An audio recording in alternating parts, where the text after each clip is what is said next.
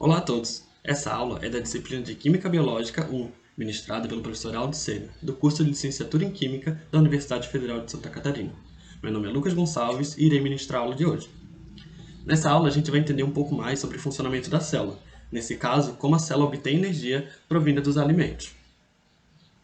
Mas para entender um pouco melhor isso, vamos a alguns conceitos bem importantes. O que é energia, né? Que energia é essa que a célula tanto precisa? Bom, o conceito de energia é bastante simples. Podemos dizer que ela está associada à capacidade de produção de ações ou movimentos e pode se manifestar de muitas formas diferentes. Então sim, quando o Goku pedia sua ajuda e você levantava sua mãozinha para cima, nesse movimento você estava gerando energia e sim, ajudando o Goku. Mas vamos voltar aqui. O princípio de Lavoisier diz que a energia não pode surgir do nada, e muito menos ser destruída, sendo a única possibilidade a transformação de uma energia em outra. Então aqui temos os tipos de energia. Dentre elas temos a energia cinética, a energia potencial, a energia térmica, solar, eólica, nuclear e muitas outras. Para essa apresentação, a gente vai focar numa energia específica, a energia química, que ela é a energia que é liberada ou formada a partir de reações químicas. Mas por que a célula precisa de energia? Ô meu amigo, quem é que não precisa de energia, né? Você me assistindo agora está usando energia para alimentar o seu computador.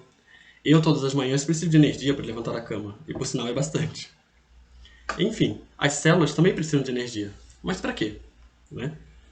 Assim como o seu celular precisa de energia para desempenhar as funções dele, ligar, mexer no WhatsApp, no Instagram, a célula também precisa para desempenhar as funções dela. Celular sem bateria não serve para nada, dizemos até que ele morreu. A célula sem energia também não faz nada, não desempenha suas funções, até para morrer a coitadinha precisa de energia. Vê se pode. Então vamos lá, foca aqui no slide comigo. A célula precisa de energia para gerar e manter a ordem biológica, para manter-se viva, para fazer a respiração celular, para desempenhar funções específicas e para completar o ciclo celular. Ok, a energia é muito importante. Mas aqui, da onde é que vem essa energia? Bom, vamos dar uma de veganos agora e falar de uma fonte de alimento específica para entender melhor, tá bom? Vamos falar então das plantas. Você já deve ter ouvido falar em fotossíntese, que é o processo em que a planta sintetiza seu próprio alimento. E vamos explicar aqui o desenho, então. A gente tem aqui o processo de fotossíntese, que vem da luz solar, né, que seria uma energia eletromagnética, que é a luz. Ela é incidente na planta, né, assim afetando a molécula de clorofila. Então, os elétrons de alta energia fazem com que a molécula de clorofila fique no estado ativado, fazendo assim a energia de ligação química, conhecida como fotossíntese. Temos aqui na equação geral, logo abaixo, como é que funciona esse processo de fotossíntese, né? Então tem através do gás carbônico, né, que junto com a água, e a incidência da luz solar direto na planta, olha, energia aqui, né? Ó, energia eletromagnética incidindo na planta. Consegue sintetizar a glicose, essa molécula aqui, C6H12O6, formando assim a molécula de glicose e produzindo também água e oxigênio. A água vai ser utilizada pela planta, provavelmente, e o oxigênio ele vai ser solto na atmosfera. É importante saber de uma coisa: a energia dos alimentos provém só da glicose? Ela não.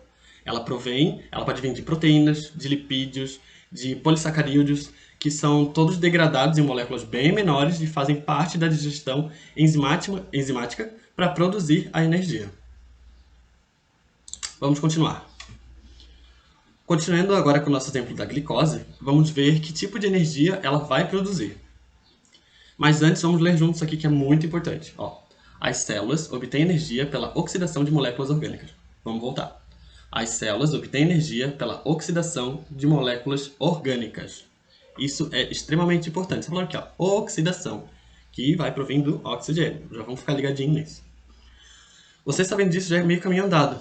Então vamos descobrir agora como é que a molécula de glicose da plantinha vai se transformar em energia na célula. Então vamos lá. Aqui temos a nossa molécula de glicose, né?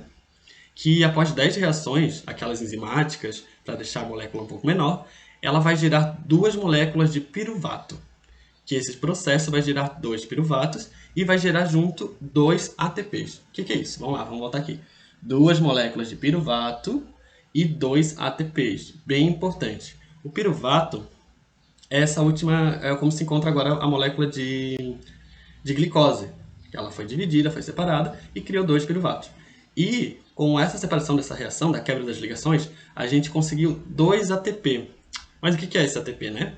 Esse é o tipo de energia que a célula vai usar. Então, no processo de gerar os piruvatos, a quebra das ligações acaba por gerar uma energia que chamamos de ATP. Mais adiante, o ciclo de Krebs vai utilizar essa energia no seu máximo potencial sem fazer desperdícios. A molécula do início, a glicose, que é essa grande aqui, só vai restar apenas gás carbônico e água.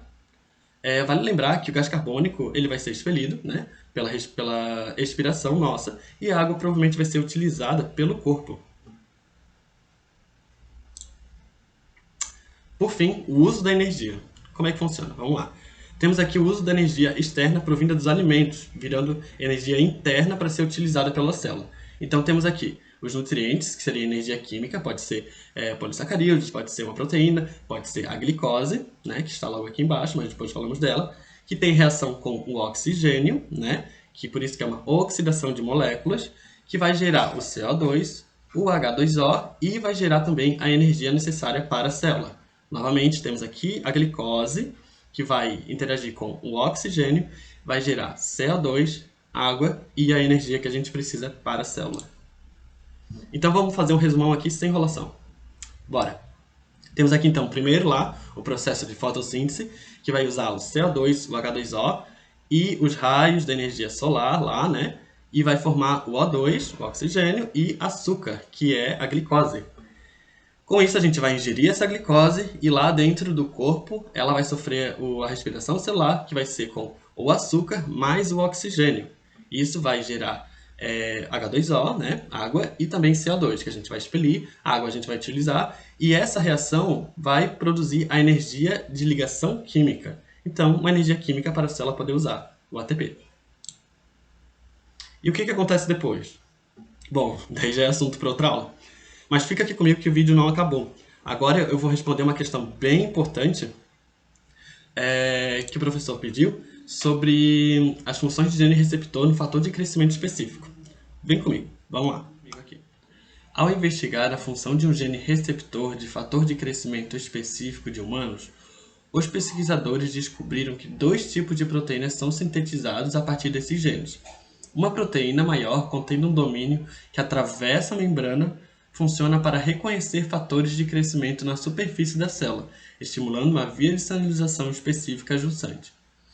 Em contraste, uma proteína menor relacionada é secretada pela célula e funciona para ligar o fator de crescimento disponível que circula no sangue, inibindo assim a via de sinalização ajustante.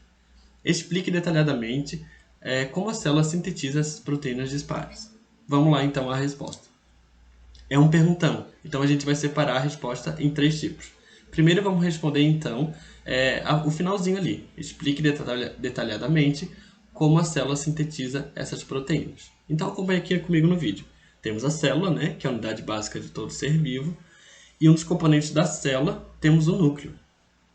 Dentro desse núcleo temos os cromossomos, cromossomo, que uma vez ele é constituído por longas fitas de DNA, ou seja, material genético.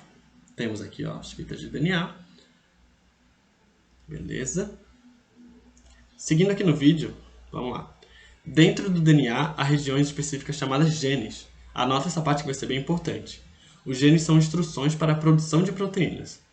Então, a gente tem aí a enzima do RNA polimerase, que se conecta ao gene e se move ao longo do gene, abrindo a fita de DNA. E com bases livres, ela acaba, presente ali no núcleo, né? Ela acaba por montar uma fita de RNA mensageiro. Olha que bonito. Então é seguindo uma sequência, né, de acordo com o código do DNA ali contendo no gene. Esse processo é chamado de transcrição. Então o RNA mensageiro, né, que é essa parte aqui, ele vai servir como modelo para a próxima etapa. Porém, antes de fazer a função dele, ele pode ser editado, cortado e modificado para cumprir uma função específica que a célula deseja, né? Então, o RNA mensageiro se move para fora da célula, do núcleo, até o citoplasma.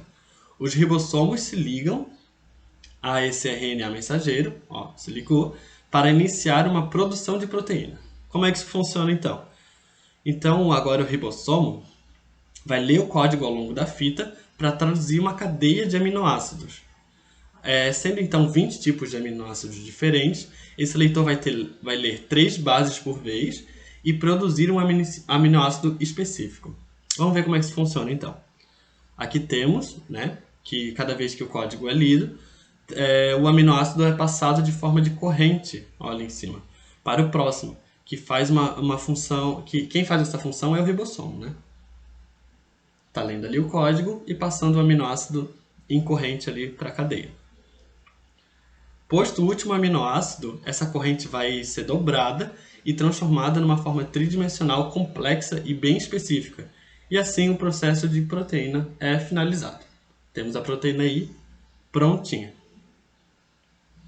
Bom, agora que a proteína já está pronta, ela pode realizar sua função dentro da célula, Vamos pensar agora rapidamente aqui. Se o gene fosse diferente, ele ia ter uma sequência de DNA diferente, de base diferente. O RNA seria também diferente, então ele produziria outro tipo de aminoácido, fazendo assim outros tipos de proteínas.